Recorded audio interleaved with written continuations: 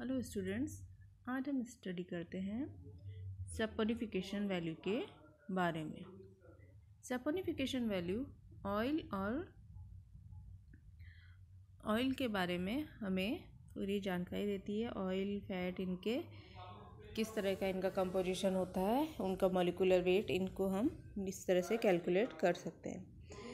इसमें तेल या वसा के अणुभार का हमें ज्ञान होता है। उच्च अणुभार वाले तेल व वसा के साबुनीकरण के मान कम होते हैं। देखिए, जिनका मॉलिक्यूलर वेट ज़्यादा होगा उनकी सैपोनिफिकेशन का वैल्यू कम होगा, जबकि जिनका मॉलिक्यूलर वेट कम होगा उनके सैपोनिफिकेशन का वैल्यू ज़्यादा होगा। इसे हम इस तरह से समझ सकते हैं कि 1 ग्राम तेल या वसा के पूर्ण जल अपघटन पर मुक्त हुए वसा अम्लों को उदासीन करने के लिए जितने KOH के मिलीग्राम्स की संख्या को उस तेल का सैपोनिफिकेशन वैल्यू कहते हैं।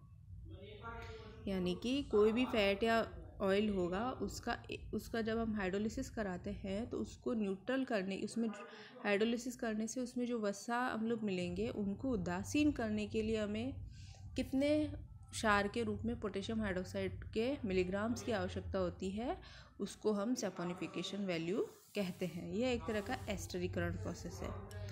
किसी तेल या वसा के साबुनीकरण या सैपोनिफिकेशन वैल्यू का मान एसिड वैल्यू के मान के अंतर को एस्टर वैल्यू कहते हैं। सैपोनिफिकेशन वैल्यू और एसिड वैल्यू के डिफरेंस को, क्योंकि इसमें उसका एस्टरिफिकेशन होता है।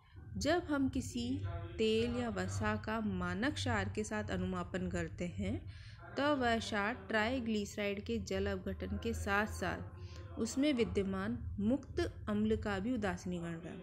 यानी कि हम एक फ्लास्क में ऑयल लेते हैं, उसमें अल्कोहल मिलाकर उसका जब हम करते हैं, टाइट्रेशन करते हैं क्षार के द्वारा, तो उसमें जो फ्री एसिड मिलते हैं उनका न्यूट्रलाइजेशन भी पोटेशियम हाइड्रोक्साइड के थ्रू हो जाता है। अतः किसी तेल का प्रभावी सैपोनिफिकेशन वैल्यू तो उसका एस्टर वैल्यू ही होता है, लेकिन इसमें कम अंतर होता है। अतः सामान्य कैलकुलेशन में सैपोनिफिकेशन को ही हम एस्टर वैल्यू कह देते हैं। किसी तेल या वसा के नमूने का सैपोनिफिकेशन ज्ञात करने के लिए निम्न प्रकार से हम प्रयोग करते हैं। सबसे पहले हम क्या करेंगे, एक वसा या तेल के फिक्स जो अमाउंट होगा 15 ml, 10 ml, 1 ml, उसे हम KOH के यानी पोटेशियम हाइड्रोक्साइड के मानक इथेनॉल यानी KOH का इथेनॉल के साथ एक सॉल्यूशन बनाकर उसको हम रीफ्लक्स करते हैं।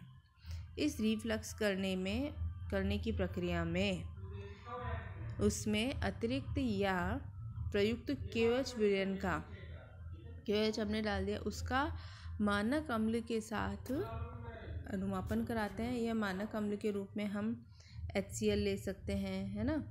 तो इस तरह से उसके टाइट्रेशन के थ्रू हम उसमें पोटेशियम हाइड्रोक्साइड के मॉलिक्यूल्स की गणना करते हैं। वसा व तेल के एक अणु में देखिए 1, 2, 3 एस्टर बंध होते हैं। अतः प्रति मोल यानी कि एक में 3 एस्टर बंध है, तो हर एक मोल के लिए हमें 3 तुल्यांक पोटेशियम हाइड्रोक्साइड के आयनों की ज़रूरत होती है, और इसका इस तरह से एस्टरिफिकेशन हो जाता है और इसका ये देखिए ये पोटेशियम सॉल्ट बन जाता है। तो ये इसे एसिड को न्यूट्रलाइज कर देता है और पोटेशियम सॉल्ट इसमें से निकल जाता है।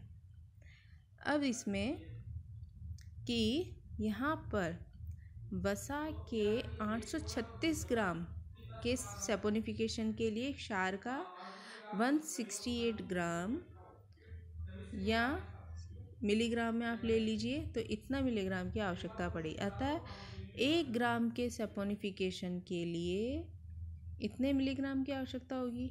इस वसा का सैपोनिफिकेशन वैल्यू जो भी हमने ली है 208 होगा।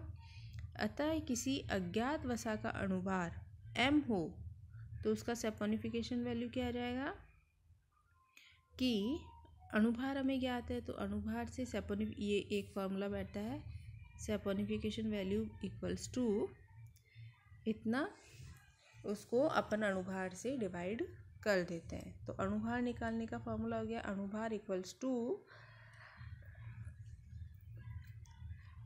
अणुभार और सैपोनिफिकेशन में अपना यह रिलेशन होता है। इस प्रकार किसी भी तेल या वसा के साबुनीकरण का मान उसके औसत अणुभार का ज्ञान हम कर सकते हैं। तो आज की इस स्टडी में हमने देखा कि किस तरह से जिनका मॉलिक्यूलर वेट अधिक होगा उनका सैपोनिफिकेशन का वैल्यू कम होगा, और जिनका सैपोनिफिकेशन वैल्यू है कम तो उनका मॉलिक्यूलर वेट अधिक होगा। सैपोनिफिकेशन वैल्यू और एसिड वैल्यू के डिफरेंस को हमने एस्टर वैल्यू बताया, और एस्टर वैल्यू और सैपोनिफिकेशन वैल्यू में कम डिफरेंस होने की वजह से हम इन दोनों को लगभग सेम भी ले लेते हैं।